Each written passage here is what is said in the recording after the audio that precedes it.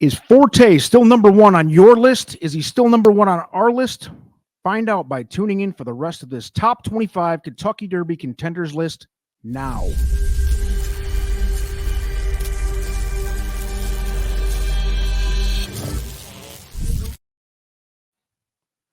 Good evening, ladies and gentlemen. It's your boy El Hombre, and joining me tonight, Matthew DeSantis, who we're coming off a weekend where we just hung out the whole weekend. We drove to Florida. We drove back from Florida, stayed in the same room, had a hell of a time, enjoyed the whole atmosphere at Gulfstream Park. So what's up, Matt? How you doing? You all recovered yet?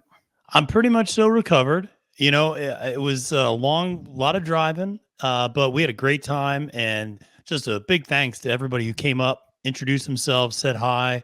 It was really great meeting some of y'all out there at the track, and just a blast. And, you know, I know you and I talked about this on the way home. Just real humbling to have people coming up and telling us how much they enjoy our content. So thanks to all the folks out there who listen, subscribe, like, and met us at the track as well. Yep, and you better believe we're going to keep it rocking here going into Derby season, as we have one more big weekend of preps. We have 3 giant ones coming up this weekend, which we will note throughout this top 25. And then we have the Lexington as kind of the last chance qualifier kind of ordeal that usually allows one more horse to get in if there's room, which this year there certainly will be. But it's kind of a last chancer. But this weekend here we have three big ones coming up, and we'll cover them. Matt, let's take a look at the top 25 here, if you don't mind pulling her up.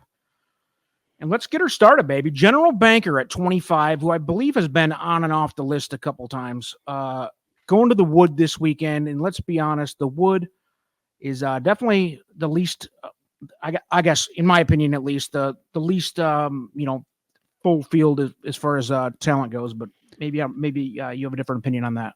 Were you on General Banker? Yeah, I like General Banker a lot. He's a horse you can't help but like. He seems to always hit the board at a big price. It's exactly what he did the last few times out. He actually already has accumulated a fair amount of Kentucky Derby points. And basically, if he finishes like 3rd or 4th in this race, he's going to qualify for the Kentucky Derby starting gate, because he finished 3rd last time out in the Withers.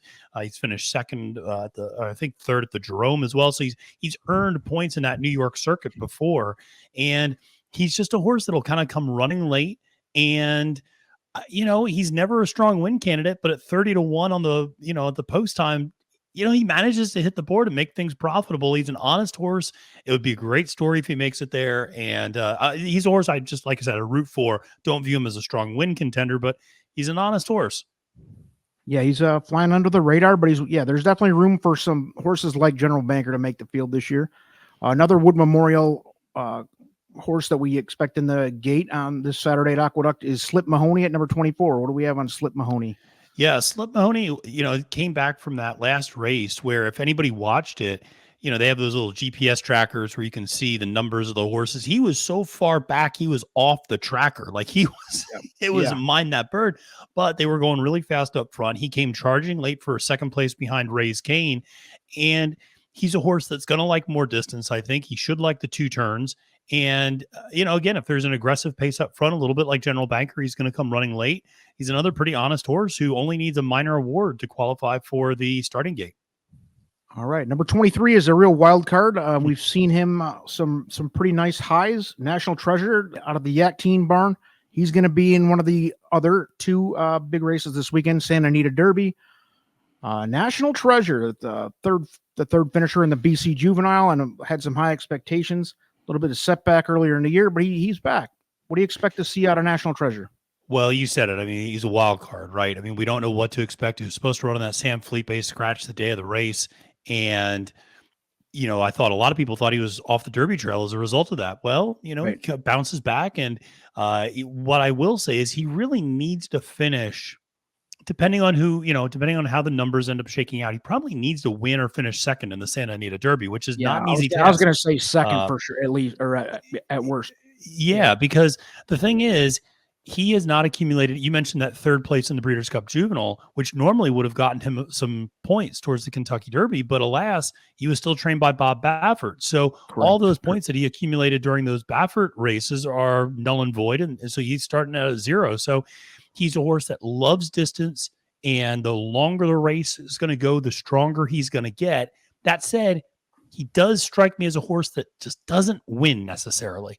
And I think that's going to be a real challenge in a race that I think there are some real killers in. Yeah, and Forte and Cave Rock kind of ran away from him too. So I'm not sure how legit he is. But again, that's been months ago now at this point. So exactly. 22, Raise Cane, a recent winner out of Violence, headed to the Bluegrass. That's the third of the three. So you can see highlighted on the right side of the Excel sheet there. The yellow boxes mean they're racing this weekend. Raise Cane is racing this weekend in Keeneland, opening week, out of the Ben Colebrook barn.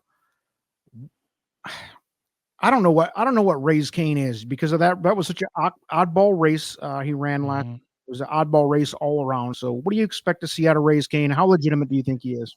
Yeah, he's not a bad horse. He's run against decent company, and that race, that win kind of came a little bit out of nowhere. But Ben Colebrook is a guy who's got a couple of nice horses. I think he's got another horse that's probably going to be running this weekend in the Bluegrass, Scooby Quando potentially. So, it's interesting that Raise Cane, I think, is a horse that I probably am discounting a little bit more. I'd actually probably, in my own personal rankings, put a horse like Slip Mahoney or General Banker maybe a little bit higher, actually, even though he beat both of them in that last race up in New York.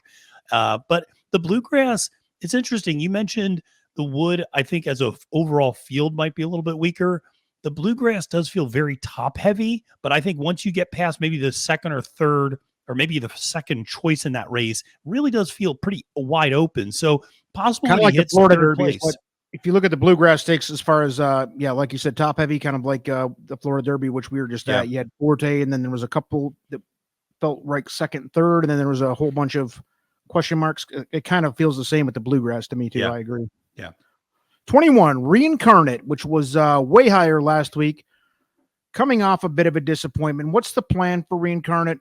Has he already made the gate? I can't remember how many points he's accumulated at this point. What's up with him? Yeah, he's made the gate. I mean, he finished third in the Rebel. He finished third in the Arkansas Derby. So that's more than enough points to make the gate. Yep.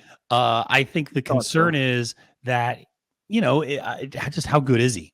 And I think that's a real question mark. You expected him to take a step forward in that Arkansas Derby based upon how much trouble he faced in the Rebel. He comes back and runs a pretty, pedestrian third place. And that was a race where really second through sixth all kind of finished right on top of each other. So, half length away from being sixth in that race, ends up finishing third. But, I'm not that high on Reincarnate. I think he's a good horse, but not a great horse. And, like I said, he's in the starting gate. I don't view him as a very legitimate win threat, though, in the Kentucky Derby. And he was kind of the second born son of Colin Sheehan after Loggins.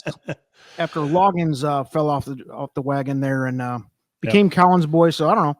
Kind of got a little bit of a soft spot for him, I guess, for Colin's sake. Let's move into the top 20 here. Classic Car Wash, another one who's hung around. He's in the mix. I don't feel real high on the Mark Cassie horse here out of Noble Bird. Going to the Bluegrass. Again, like you said, it kind of feels wide open after those top couple in the Bluegrass. Yeah. Is this a horse that can hit the board? I mean, he's kind of been around in weak field. I feel like he's been the benefactor of some weak fields, but what do you think?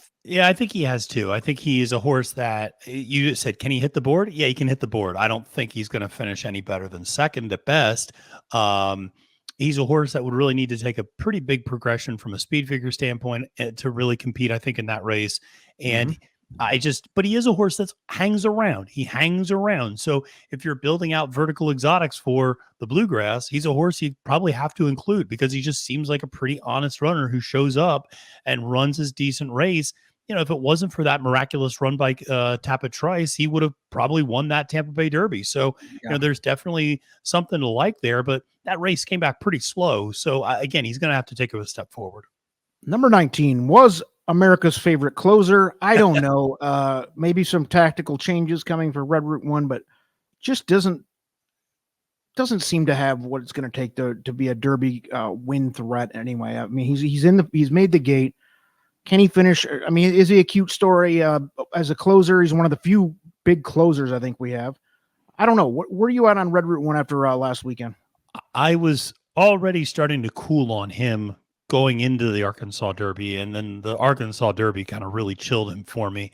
I just think he's super pace dependent, And we even saw a pretty aggressive pace at the Arkansas Derby, and he still wasn't able to close into it, which I think then brings up the question, did he just like the slop? Because if you remember at the Southwest Yes. at the Rebel, he was in Both, muddy yeah. conditions. Was he a byproduct of that a little bit more than anything else? So, he wasn't able to really make up a lot of ground late in that race. And I just think it's going to be a tall task to weave through that much traffic. And particularly in a Kentucky Derby where we're going to talk about it a little bit later, there's not a lot of front end speed. And as a result, it's going to be hard for those closers to really close into something. Yeah, I agree. I typically do not like closers in the Derby at all. I mean, obviously you take a year like last year as an anomaly, but typically a horse like Red Route 1, great for prep races, but I don't see him getting anywhere near home in the Kentucky Derby. Number 18, Skinner. This is one of the horses we've seen the least amount from so far, but I think he's got a high ceiling. Out of Curlin, John Sheriff's Barn, Santa Anita Derby he's running this weekend. Is he going to win the Santa Anita Derby, or does he have a shot? What do you think? He's absolutely got a shot. I don't know if he'll win because that Santa Anita Derby, I think, actually might be the strongest of the three preps this weekend in terms of overall talent. And but you see the Curlin progeny, right? He can run for days. That's not the concern. He's going to come from behind, but he's not as much of a dead closer as Red Route 1 is. He'll be able to hang around closer to the pace and then make a late charge. But he's super talented, but he's like another horse that we're going to talk about in a little bit out in California. Very lightly raced. Think of a horse a little bit like Mage, who we saw last weekend at the Florida Derby. These lightly raced horses that do have a lot of upside, but you just wonder how they're going to handle big time stakes competition. Absolutely. That's a good comparison with Mage, and we'll get to Mage here shortly because Mage is I think starting to move up some lists here. He's a player. Yeah. Number 17, Jace's Road. What is going on with Jace's Road? This is another one that's going to be in the gate. Yeah. Hasn't blown anybody's skirt back, I don't think, or skirt up or hair back, whatever you want to say. But Brad Cox has 20 of them. We all know this. I don't know. I have Jace's Road a little lower on my personal list. I don't get it. I mean, I think this is just like, and I got a statement to make before we flip to the next slide here about the top 15. But yeah, I just don't see it. Do you think Jace's Road is a horse that can make some noise in the Kentucky Derby? No. He's a horse that, like you said, will be in the starting gate. He seems like he needs the lead. I think one of the kind of damning things about Jace's Road, and one of the reasons I was probably not that high on him either, I think I had him in the 20s, was, last time out, he ran behind that really slow pace in the Louisiana Derby and was losing ground at the end. Now, if he's losing ground at a really slow pace at 1 mile and 3/16, that does not bode well for the Kentucky Derby at 1 1/4 miles. So he seems like a horse that's going to be a better one-turn miler to me, and a horse that kind of needs the lead. And I don't think he's fast enough to get it, though. So, he ran a decent race last time out, but it's just nowhere near good enough to win. Yeah, unless they find him some of that Knicks Go juice right before the Derby. I don't like Jace's Road. Instant Coffee was way higher a couple weeks ago. Ran kind of a clunker last time out. The only hope we have left for him, I guess, is that clunker was the anomaly, and the rest, he's better than that. But I don't know. He's kind of off my radar now too. So where are you at on Instant Coffee? Yeah, I think he's a horse that his running style and when you get to larger fields, I feel like he is a troubling horse to use. Similar to Red Route 1. He's going to be pretty far back. He's going to come running away. He does like distance, so the more distance you give him, presumably the better he's going to do. That said, when he's faced really large fields, he has struggled because it's hard to carve out a trip when you have 12 horses and you're coming all the way from the back. Well, it's only going to get worse in the Kentucky Derby. So he's a horse that I like a lot as just a horse, but for the Kentucky Derby, I don't like him that much at all. So, he certainly has beaten some very good horses, and that was a first time back from a brief layoff in that Louisiana Derby. So maybe he's going to be a little bit more fresh for the Kentucky Derby. But I heard an interview with Brad Cox the other day, and even he sounded pretty disappointed with the way that Instant Coffee ran in that Louisiana Derby. Now, before you flip slides, this is the point where if there was a black line, I could draw a thick black line in the paper to establish who's the real players and who isn't. It's right here between 15 and 16. Because I think everybody we talk about from here, not for the most part, is in the gate, but also I think has a shot to, if they take the right steps can be a winner. So here we go. Number 15, and maybe I should reestablish myself and say 14. Rocket Can at 15, just outside of that. Although he has won a couple this prep season, has done well.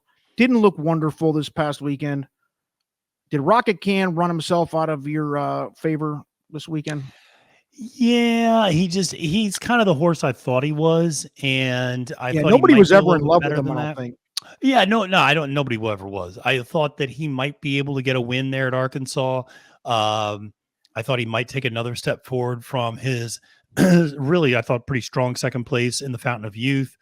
But he just kind of ran the same speed figure back again. You know, he ran kind of a 91, 90 the speed figure again. I think that's kind of where he's at right now in terms of his maturity. He's a nice horse. He tries hard. He's going to give you an honest effort, but just doesn't feel like he's got that elite special quality to him to really make him a strong win threat. Number 14, Verifying, running this week in the Bluegrass. This is a horse to me that has the ceiling, has not had a wonderful prep season, needs a good finish, needs to prove himself. But out of this group here, I think is probably got the highest ceiling. Where are you at with Verifying out of the Kingsbarns? Yeah, I'm a huge fan of this horse. I think this horse is your odds-on favorite to win the Bluegrass. I really like him in that race because I do not like another horse that's going to be ranked a little bit higher that's also in that race. And then we talked, there's really not a ton else in that race necessarily. I think this is Verifying's race to lose. Now, if he loses it, then he is kind of what we have seen him to be, perhaps. But I think you can point to legitimate issues in the Rebel that he had. I think he ran some real nice races before that, even going back to his 2-year-old campaign. He's a nice horse, and I like his progression. I think he can continue to work on this. I think the Bluegrass kind of came up perfectly for him. It really does set up nicely for him because he should be pretty close to the pace and then can go. He's not a need the lead type of horse, but he does like to stalk and press from that kind of third or fourth position and then go. So he's got a great running style for the Kentucky Derby where he doesn't need the lead, but he's going to be close to it. Yeah, I agree. He was at one point in my top 3 after a couple clunkers. Yeah, he's down, but he's still in my top 10. So we'll see what happens at the Bluegrass. Like you said, he's got a real shot to win it. If he doesn't win that, we're out of excuses for him. At 13, Disarm, who's quietly been creeping up the ladder, quietly at least to me, out of the Asmussen barn. What do you say on it, Disarm, Matt? I mean, what do you think? He's a horse that really has flown under the radar, and he's starting to get a lot of buzz. He's starting to get this like wise guy sort of like horse racing Twitter smart person buzz. And I say that not facetiously, like people I really trust on horse racing Twitter are like, oh, this is a horse you got to really take it seriously. He's a gun runner, so you always like that. But on top of that, he ran a really strong second in that Louisiana Derby. He was the only horse that was making up ground on Kingsbarns. And I thought he ran a really nice race that day. That was his second back from a layoff. He was kind of a horse that just kind of flew under the radar, I feel like, and kind of all of a sudden popped in the Louisiana Derby. And we're like, oh, yeah, this was a super talented horse Asmussen had as a 2-year-old. And now he's back. And, I think he's peaking at the right time. And you could tell Asmussen's very high on him. And so I'm interested to see him. He's a horse I like quite a bit in this spot. Not maybe quite as high on him as some of his biggest supporters, but definitely like his chances. Right. It depends. I think it depends on how much you like Kingsbarns, because if you like Kingsbarns a lot, which I know a lot of people do, I like him. You got to give it to Disarm, as he was fairly close. Number 12, a horse I kind of would compare to Verifying, where I think the ceiling's higher than what he's done, other than he had one big race. Cyclone Mischief at 12. Into Mischief has, historically great Derby horses. Roman's not so great of a Derby or big stakes race trainer, but Cyclone Mischief ran a nice Florida Derby, man. I mean, we were standing right there. He was not obviously not good enough to win, but he was damn close and ran a respectable effort there. Yeah, and I think you saw, he's a front running type of horse. He doesn't need the lead, but he's going to be forwardly placed. There's not a lot of horses that fit that description necessarily that are going to be in the Derby. So he's going to be in the starting gate, and it's his he's a race, horse that it is. It's his type. It's going to set up pretty nicely for him. I don't necessarily view him as a win threat, but he's a horse that is, I think, going to be a huge price come post time at the Kentucky Derby, who you should probably include in your vertical exotics, because I could totally see a world in which he gets third or something like that. Absolutely. In the Derby, he's a nice horse. And maybe that speaks to the crop, because I know some people are really not high on him at all and just think he's kind of an allowance level horse. Maybe he is, but I think this race could potentially set up nicely for him. I think he's got some talent, and he had a really terrible Holy Bull, but then he's bounced back with a decent fountain of youth and a real nice Florida Derby. Exactly. Yeah, you can't if you're running 3 or 4 prep races and you got one terrible one, sometimes you got to write it off, and that's kind of like Instant Coffee, how he did the same thing, but Instant Coffee didn't have 2 or 3 good races. He had one. So confidence game at 11. Where are we at with confidence game? Because I am pretty high on him, but I don't love him. I've seen some people as high as top 3 with him, but where are you at with confidence game? Really interesting horse in that he showed a completely different dimension coming from off the pace at the Rebel. Here's the thing, though. He's not running in any he's not run a prep since that Rebel. He's skipped this last round of preps entirely. That is really unheard of. And so he's going to go into the Kentucky Derby basically on like a 2-month layoff, and even like 2-month plus layoff. And so, Keith DeSormo has made that decision that he's not going to run in any of these preps. That's a real roll of the dice for him. And I'd have to go back on our list a little bit because of that. Yeah. And I'd have to go back and look in the history books to see the last time a horse skipped the final round of preps and won the Kentucky Derby. But why? I mean, if that horse goes, and he's going to be 30-1 in the gate, 20-1, I don't know. He'll be higher than, he'll be 30-1. Way up there. That is an interesting horse if you can get that type of wild price on him. Yes. It wouldn't surprise me, yes, because we don't know what that horse is going to be like, because 2-3 months on a horse of this age can be a completely different animal at that point. And, wow, it is weird. It is an interesting decision by DeSormo. I don't know if I understand it, but. And he made it pretty quickly. I remember quotes coming out like a week or 2 after that Rebel where he was like, I might just not run him in any of these last preps. And I'm like, really? Okay, well, that's a choice. I mean, that's an interesting decision. And I never heard anything like, oh, the horse, it came back tired, or the horse, took a while to recover from the race or anything like that. So it didn't seem like it was anything medical. It was just kind of a trainer preference to let him rest. And maybe he's better like that. I don't know, but it is an interesting choice. So we'll have to wait. He's one. I barely even remember, like it's because there's so much chaos every weekend at this time of year. Yeah. I got to go back and rewatch his replays. I mean, that's where I'm at with him. And I'm sure a lot of others are too. Let's get into the top 10 here. Now we're into the serious guys. Go Rocket Ride at Santa Anita. Definitely has a shot to win the Santa Anita Derby, in my opinion. Richard Mandela, the Candy Ride sired horse here. Go Rocket Ride has looked really good. Last time out looked amazing. I think he very much earns this top 10 ranking. Yep. And could go up from here if he gets it done on the Santa Anita Derby. He's got a couple tough competitors, but do you think Go Rocket Ride has a shot this weekend? How good of a shot?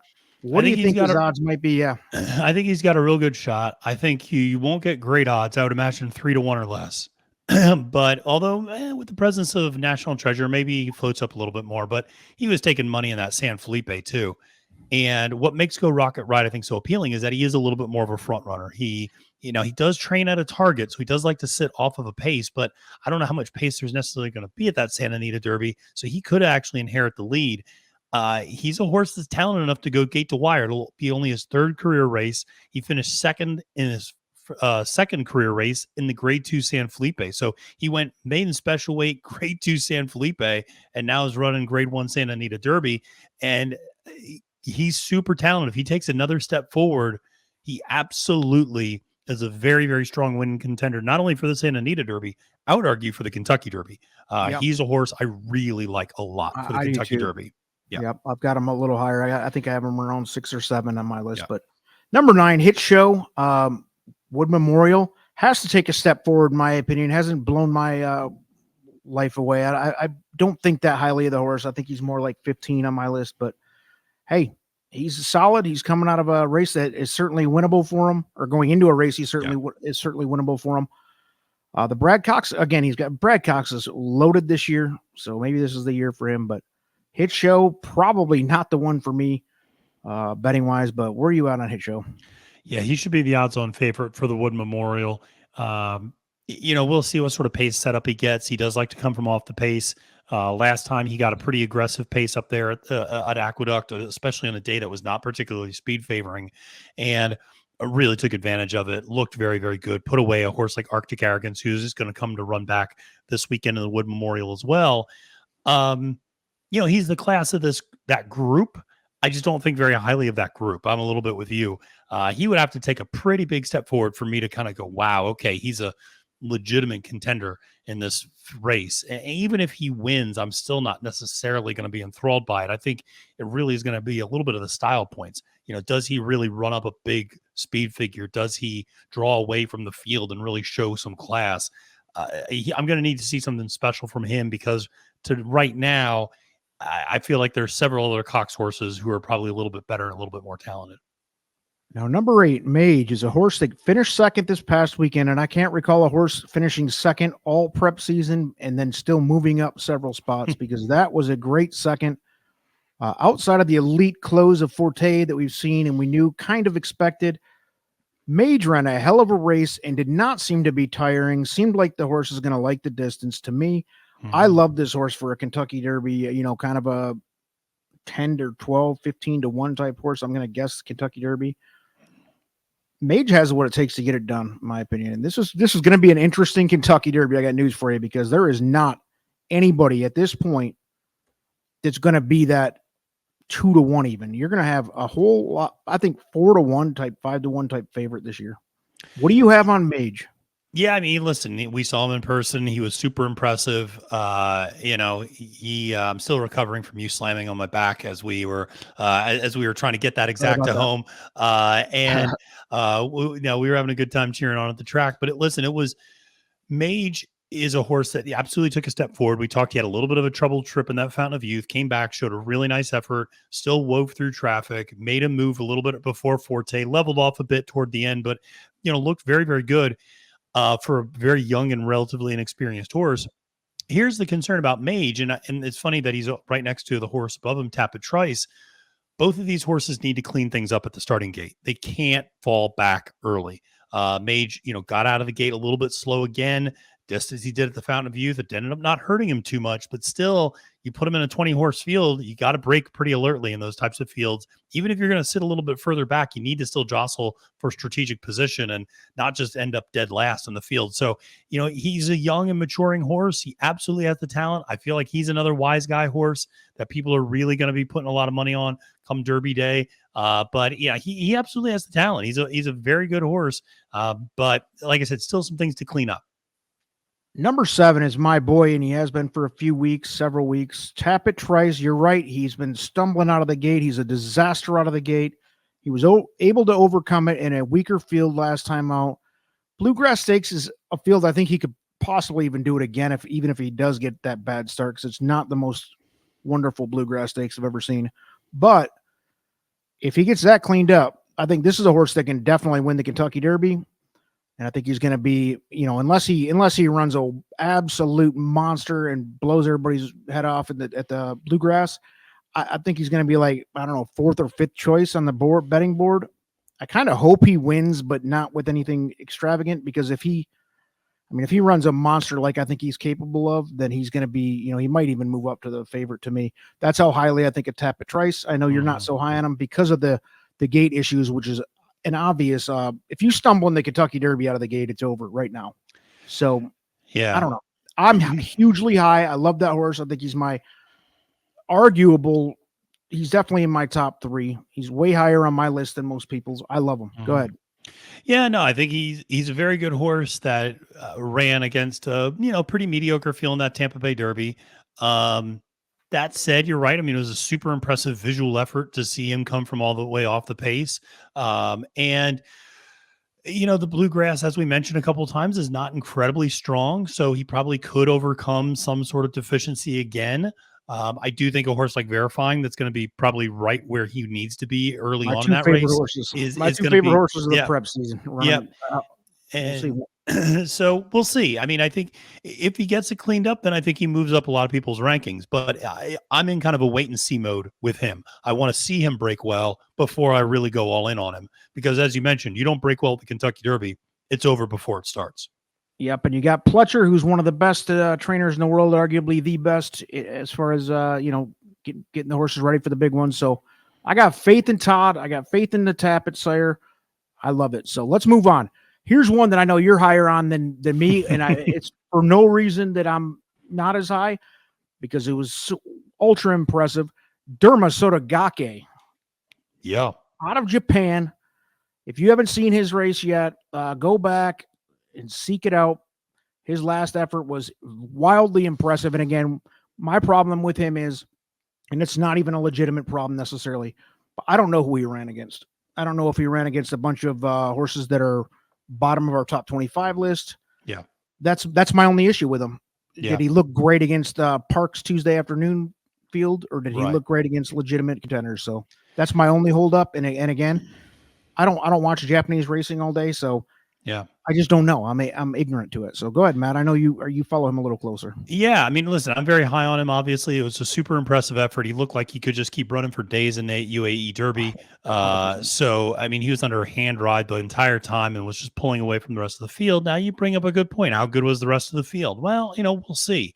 There are some other decent Japanese horses in that race. Dura Eride, who's actually not coming over, was a grade 1 winner in his own right. And then, you had other horses like Perrieri, who had won two previous Kentucky Derby preps in Japan, who was a pretty good horse in his own right over there. So it just depends how you feel about Japanese racing. I think the biggest issue at Sotogake is always going to be, how's the travel, wear his body out potentially, and how does he take to the Churchill Downs surface?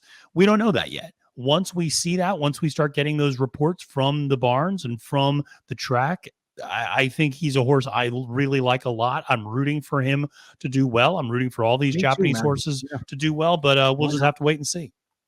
Yeah, and I don't mean any disrespect with that. I'm admitting publicly to the commenters out there. I'm admitting publicly I'm ignorant to the how good he really is. So there you go. Comment away, but I'm rooting for him too. I think it'd be great to see Japan win a Kentucky Derby. It's never been done. Why not? Top 5. Here we go. Practical move. Got to get it done in the Santa Anita Derby. I am not 100% sold that he will. I think there's a couple big threats here. Although I think he's going to be, I wouldn't be surprised if he won it easily either. I don't know. I know there's a lot of other people on horse racing Twitter and YouTube that are higher on Practical Move than I am. Not somebody I'm expecting, unless he has a world-beaten Santa Anita Derby. Not a horse for me. That doesn't mean he's not deserving of a top 5, though. Where are you on Practical Move? I like Practical Move quite a bit. I think he's a very good horse. I agree with you. He's got a very tough test ahead of him on Saturday. That is not going to be easy for him to win that Santa Anita Derby. I think it's going to be a very contentious race. What I like about Practical Move is he makes his own luck. He makes his own trip. He's very similar to Verifying in that he sits kind of a pressing, stalking position, kind of third, fourth. He'll be close to the lead. He doesn't need it. He doesn't want to be on it necessarily, but he'll be close the whole time. Seems like he's been able to get the distance. Now, I know some people say I don't really trust a Practical Joke horse going, a mile and a quarter. So we'll see, if he can get the mile and an eighth. At the Santa Anita Derby, see how he looks stretching out a little bit more. Certainly Go Rocket Ride, certainly National Treasure, certainly Skinner, all present challenges. But the other reason I'm rooting for him, he's an original Yak Teen, right? Yak Teen got a lot of crap for taking all Baffert's horses last year. This is a homegrown Tim Yak Teen horse who I know they were kind of really in a punchline, which isn't fair because Yak Teen's had, I agree. And so rooting for him there, but he does have a very tall task ahead of him. But if he wins that Santa Anita Derby, then I think you have to put him, second or third on your contenders list because he's put away then some very, very nice horses. So our final 4 here, all of them are on the shelf until the Kentucky Derby. We won't see any of them again. So unless somebody has a world-beating race this weekend, which could happen, very well could happen. There's a lot of great horses running this weekend. These 4 are kind of set in now. Kingsbarns at number 4 ran a world beater last weekend, and I love Kingsbarns. I don't have a wonderful feeling about him in the Kentucky Derby, though. I don't think I like two or three horses a little more than him. But I do, I get it if you like him high. I mean, I know we all started talking about him 8 weeks ago, 10 weeks ago, whenever it was. Yeah. And he quickly moved up the charts, and then he ran that monster last weekend. Loved it. Blown away. But I don't know. I think he's just a tick off of the very, very elite. And I'm talking the top three here, plus what we have a couple other horses running this coming weekend that could move up above him. But I do like Kingsbarns. Where you at? Yeah, I still have some questions from that Louisiana Derby. I think you could look at it two ways. One is he ran incredibly slow fractions and ran a 1:14.3 opening 6 furlongs. I mean, just incredibly slow. Yeah. And now the argument you could make is, well, listen, he got out the lead. Nobody was pressing him, and he just went as slow as he wanted to go, basically. And then when it came time for him to kick for home, he kicked for home, and he drew away from the field. And what do you want him to do? He's not going to burn himself out. So what he had to do. Exactly, did what he had to do. Yep. I don't know if he's got the elite speed to get in the lead in the Derby. That said, he should be a horse that's pretty forwardly placed. He's certainly got some good versatility in that regard. I think he is talented. I do think there's questions how good of the field was in Louisiana Derby that was chasing him. Disarm, I think we like, but Jace's Road was a horse that finished third that day.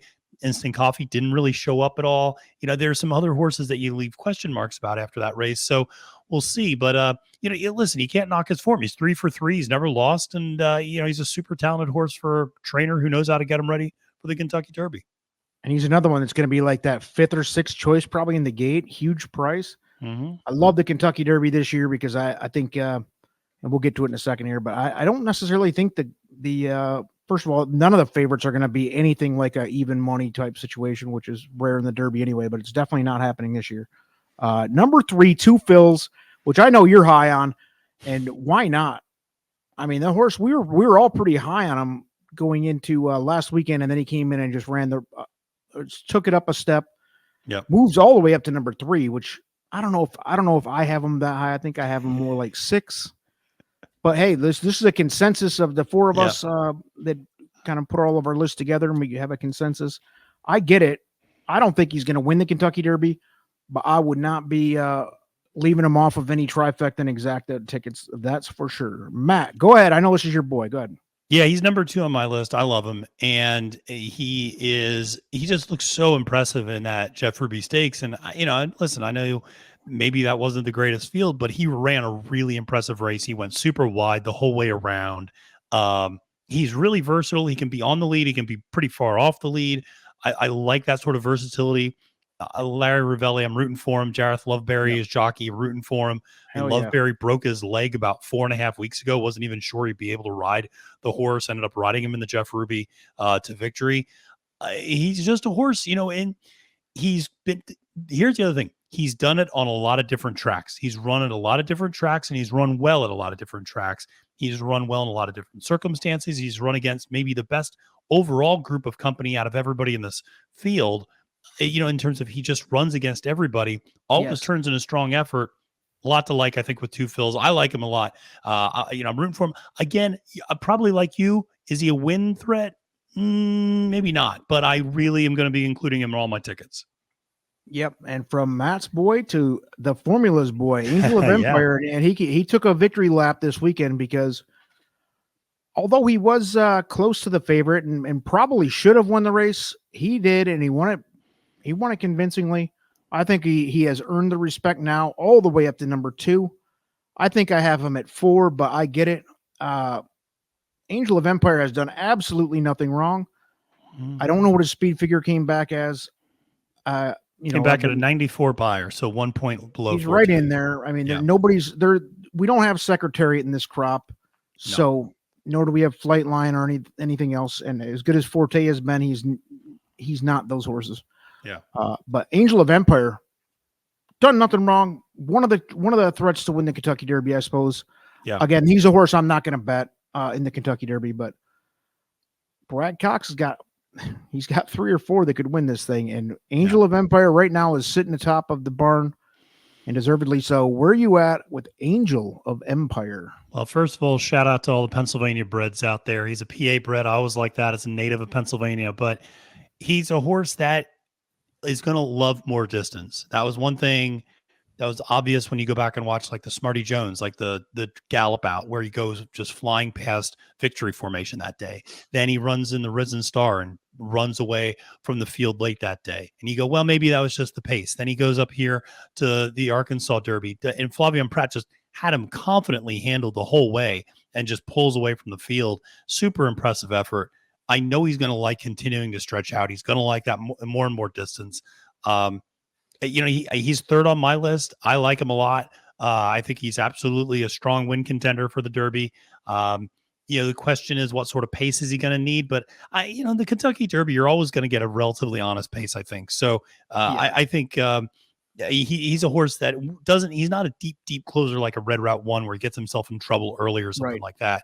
He'll sit further back, but is still in a manageable position to launch late. And like I said, just looks so easily handled coming down the stretch in that Arkansas Derby. You can't help but think he's going to love the extra furlong. You know him, you love him. Number 1, Forte, the Florida Derby champ, the Breeders' Cup champ. Is it possible that even though he showed an elite kick, got home from a race where I thought he was dead, nearing the top of the stretch, I thought he was out, especially the way Mage was surging past him. He got it done, but I honestly feel like that was all he had, and he barely got it done against Mage, who I respect and appreciate Mage's effort as much as anybody, but I don't know that he did not look like, and I'm throwing Secretariat out. He does not look like he's the dominant force over this crop that maybe we all thought he was a couple weeks ago. But he's done nothing wrong. But that was the first that if you can win with an elite close and pull it off in a it depends, I guess, what you think of Mage, but Cyclone Mischief for that matter. But I feel like he took a step down from the pedestal. I think a lot of people feel like that. And it's not even a knock on him. I think it kind of brought him back to horses like Angel of Empire, Two Fills, Kings. Like kind of just looked kind of elite with them. He has not gone below elite. Don't get me wrong. Right. But I just feel like he is no longer standing alone. Yeah, I think he is a horse that what we saw last weekend is that there's no separation between these top horses. He was in a position where if he had run a big race last weekend, you could say, well, it's Forte and then everybody else. And that doesn't mean that Forte is going to win the Kentucky Derby. It just means from a standpoint of what he's shown to this point, it was going to be Forte and kind of everybody else. What he showed was he's vulnerable, just like all these favorites are, just like all, Angel of Empire is vulnerable to his trip. Two Fills is vulnerable. Kingsbarns vulnerable if he, if he doesn't get the pace setup he needs. Practical Moves, all these horses are vulnerable. What it means is it's going to be a phenomenal betting race because if you want to bet against Forte, you're going to have plenty of opportunity to do it. You have plenty of reason to do it as well. Betting against Forte in the Kentucky Derby is not being contrarian necessarily. It's not going, I'm just not going to bet the favorite.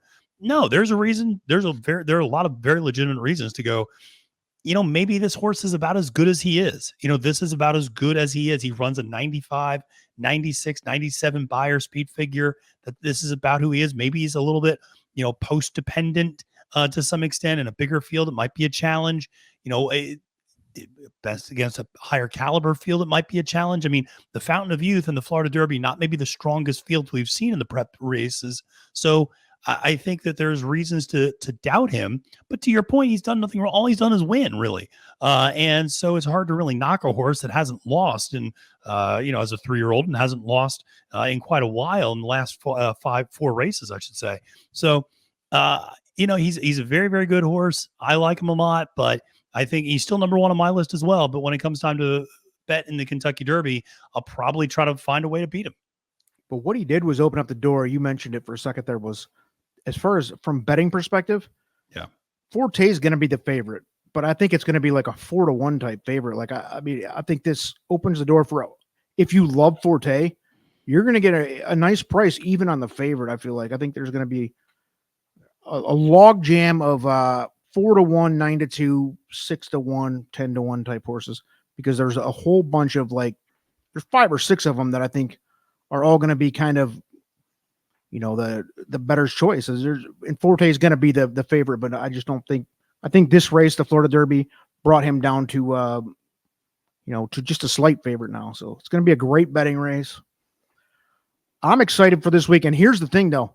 I feel like now with the way that Forte, I think the biggest game changer that happened was with Forte stepping back to, I hate to say even stepping back, but just coming down to the reality of that elite group of 4 or 5. Mm-hmm. I think somebody this coming weekend could step up and surpass all of them. I doubt it, but I think there's the opportunity for it. If somebody goes out there and runs 104 buyer and has the race of their life and wins by 10 lengths, are you really going to say that horse is not the favorite now? I think it's going to come out of California. I think that's Me where too. the buzz is going to, and when I say come out of California, I mean the buzz, not necessarily the winner, but I think whoever wins that Santa Anita Derby, because here's the thing, the Santa Anita speed figures always come back fast because Santa Anita just runs fast. And so that speed figure is going to come back. Whoa, somebody is going to run a 102, 103, whoever wins that race. And people are going to go, whoa, look at that. That's the Derby winner. And especially if you have a horse like a Go Rocket Ride win or Practical Move win, who are both horses that have very good running styles for the Kentucky Derby. These kind of front running horses that like to be close to the lead, which historically is where you want to be in a large field for the Derby. So I think that's where the buzz is going to come from this weekend if we see one of those two horses really win and win impressively out there at Santa Anita. And win running downhill, showing that they've got the distance left in them. But absolutely. Yes, I love it. I think this is going to be a super interesting. The way this crop has worked out has been great. I love a balanced field like this much more than it's great to see a flight line. We didn't see the flight line in the Derby prep season, but a horse like that, as great as it is to see a horse like that, it's also great. The next best thing, or maybe even better thing, is to have a Kentucky Derby where you're going in there with 5 people sitting there with 5 different opinions, and you kind of believe all of them. And that's what we have this year. So Matt, thanks for joining, man. Let's knock it out. We'll probably do one more of these next week after the big 3, and who knows, maybe the Lexington, the last chance qualifier will produce something, but probably just one more of these top 25s, and the field's going to be set in just 3 weeks, baby. So we're getting close, man. Matt, thanks for joining. Everybody, please subscribe. Please continue to support the channel. We love it. Thanks, everybody. We'll see you next time.